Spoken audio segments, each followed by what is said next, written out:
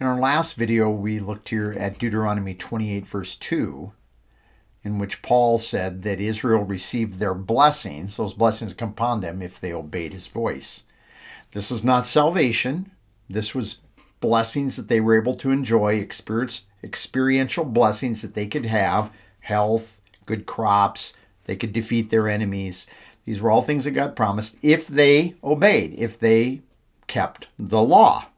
Okay? That's what God promised them.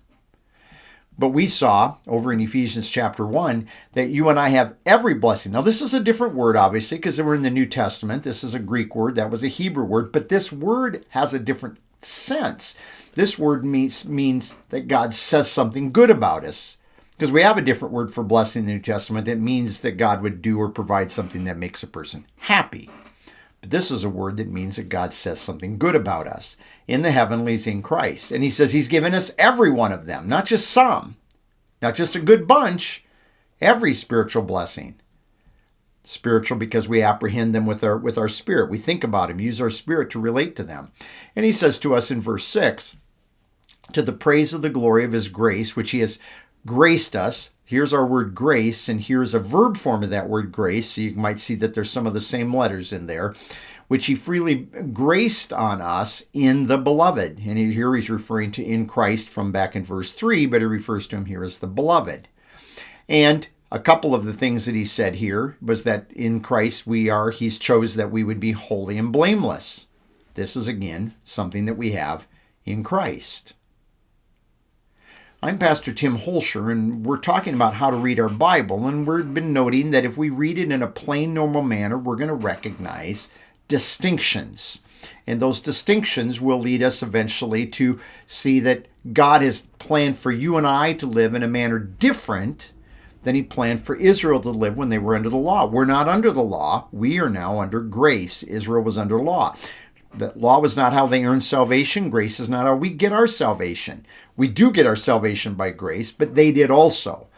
It's the difference between how we live now, how we experience these blessings. And we experience these blessings that God's given to us in Christ by grace. We don't earn them. We can't lose them.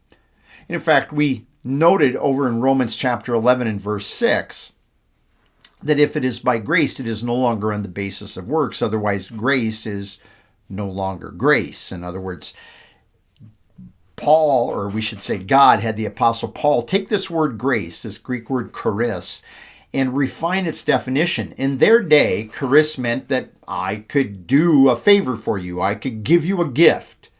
And you might say, why? And I might say, I just wanted to. Or I could say, well, because you mowed my lawn. In other words, in their day, it could be earned or it might not be earned. But Paul takes that word and God has him refine it. So now, as we use this term today, it is used only of that which God provides or which is exercised without regard to merit. We get this without regard to whether we earn it or not. That's the nature of grace. So he's taken a common word that had a similar idea, but it's become now refined so that it never involves something that is merited. And that's the idea of grace. And that was a new concept, and understanding grace in this way. Now let's take a look at a couple of examples of this, how this works with the way we live, because we say we live by grace. Well, then what does that mean, to live by grace? And we could stay here in the book of Ephesians. We can go to Ephesians 4, and Paul says, therefore, I, the prisoner of the Lord, I encourage you to walk in a manner worthy of the calling with which you've been called. Now, this calling, if you're reading the context, is to our position in Christ. He's called us and put us into this position in Christ. So now he encourages us to walk in a manner that's worthy. Now, that word worthy was a word that could be used of like a set of balance scales, something weighed to another thing. So you put these blessings that God's given to us, these things that God says about us in Christ, and you then put over here my lifestyle. And if God says that I'm blameless, but down here I do all kinds of crazy stuff and I get myself into just a mess of trouble, well, the balance scales are out of whack. But if I live in a manner in which God says I'm blameless, and I live in a manner at that moment in time that is matching that, and I'm actually living blameless at that moment. Now, I'm not saying somebody can't find some ridiculous thing to point their finger at, but we're talking about in a normal manner, actually just looking at it and saying, no, he really isn't doing anything wrong at all. Then I'm living in balance with that.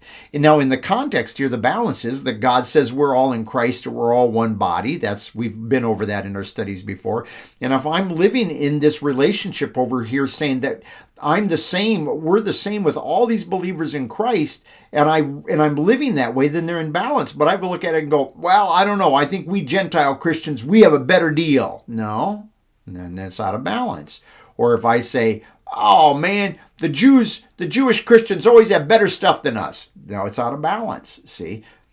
Or if I show favoritism to people based on whether they're a Jew by background or a Christian by background, a Gentile as background, but they're both believers in Christ.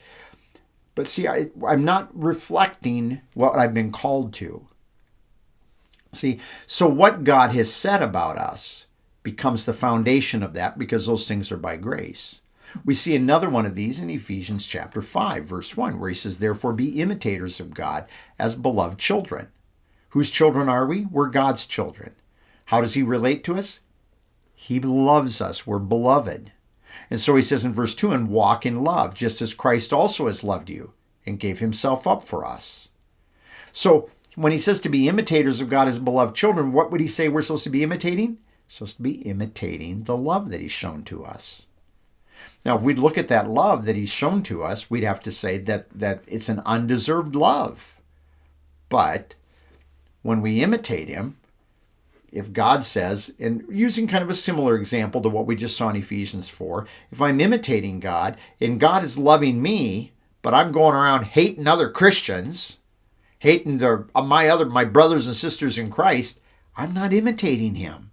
If I'm being mean to them and harsh and calling them names and things like that, and if you just go back to the last chapter, chapter 4, you see some examples where people were using some harsh language, and Paul says, knock it off. Why? Because we can look at ourselves as those who are beloved, and we can live in balance. See, this is what it's calling us to. It's not saying you're going to get kicked out of God's family, or you're not going to be a child, or God's going to kick you out of your position in Christ if you don't behave right. No, he just simply says, walk worthy. Walk a life that matches this. Imitate what God does towards you.